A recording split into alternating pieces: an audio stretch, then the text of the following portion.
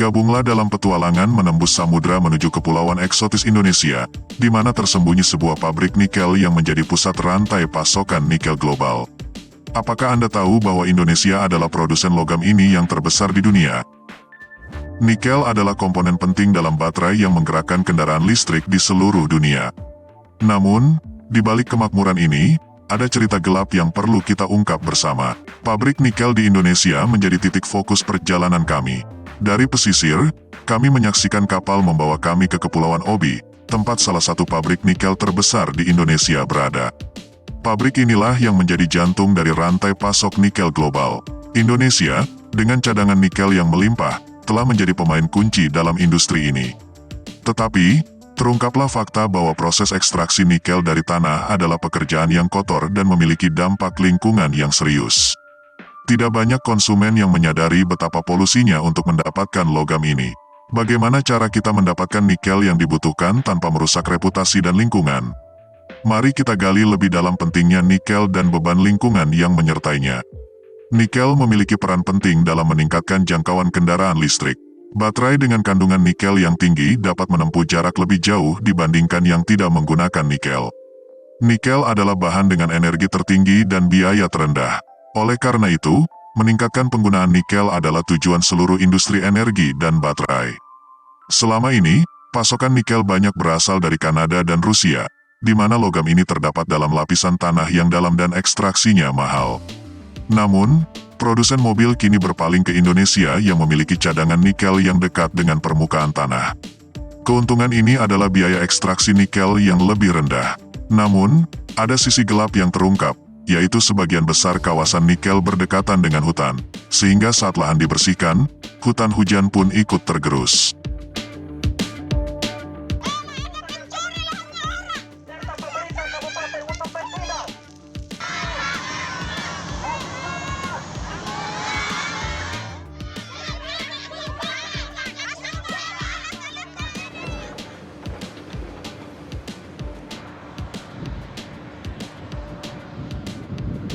Karena ini pohon cengkeh sudah habis semua, gemetar.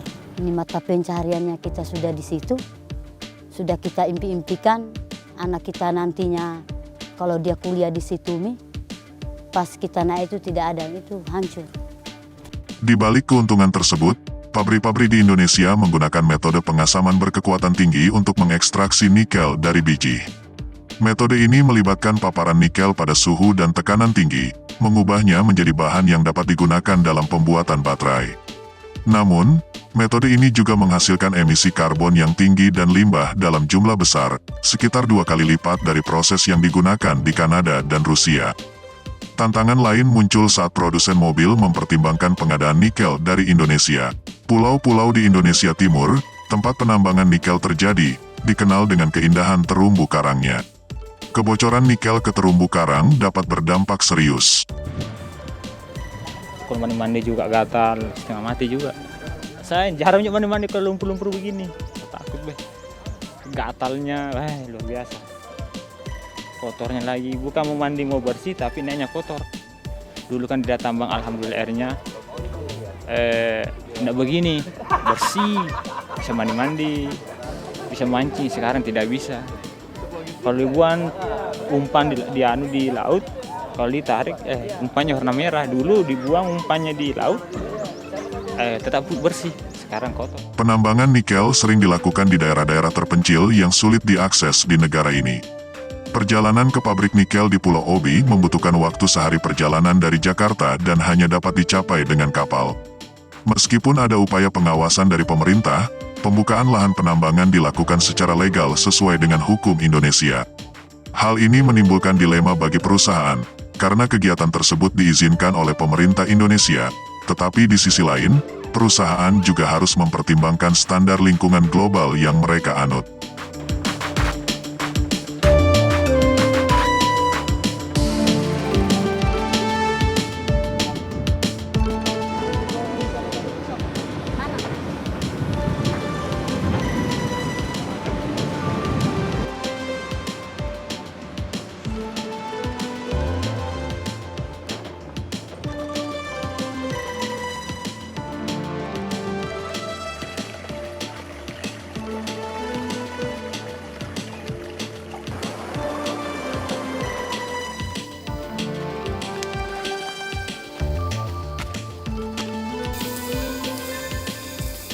musim timur, musim hujan.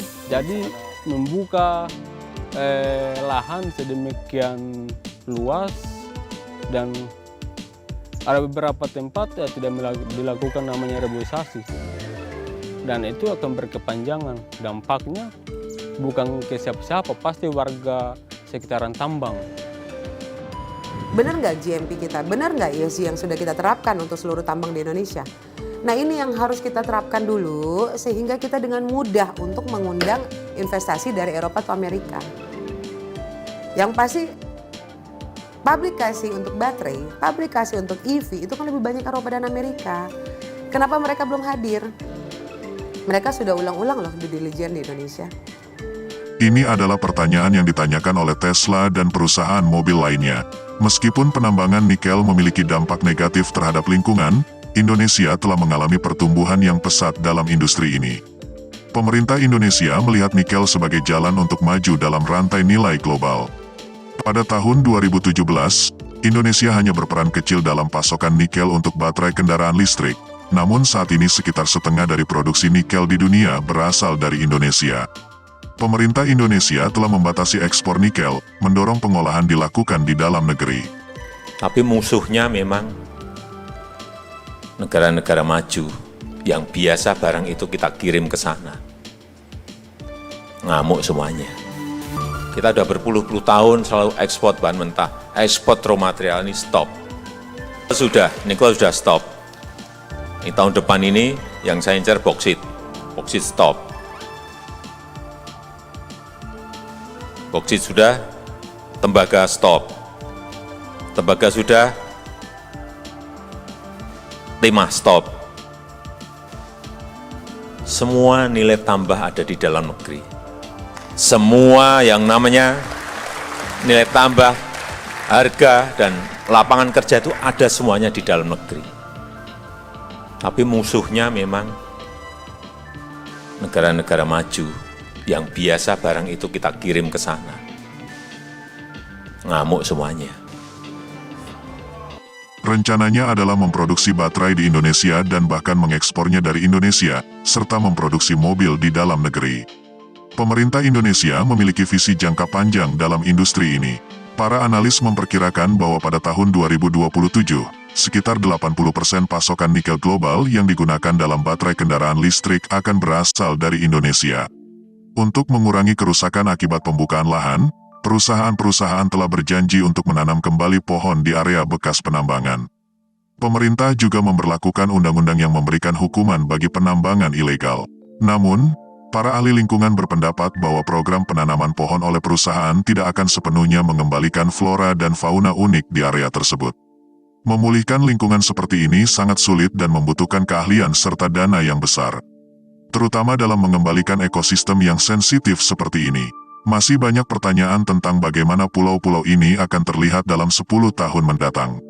Secara keseluruhan, munculnya Indonesia dalam pasokan global kendaraan listrik, EV, melalui produksi nikel yang dominan membawa peluang ekonomi yang besar, tetapi juga tantangan lingkungan yang harus diatasi. Seimbangkan antara permintaan akan nikel dengan praktik yang berkelanjutan dan perlindungan terhadap ekosistem yang rapuh menjadi tugas yang besar bagi Indonesia dan seluruh dunia dalam mewujudkan masa depan yang lebih hijau bagi kendaraan listrik. Mari kita bersama-sama mencari solusi yang inovatif dan berkelanjutan untuk menghadapi tantangan ini.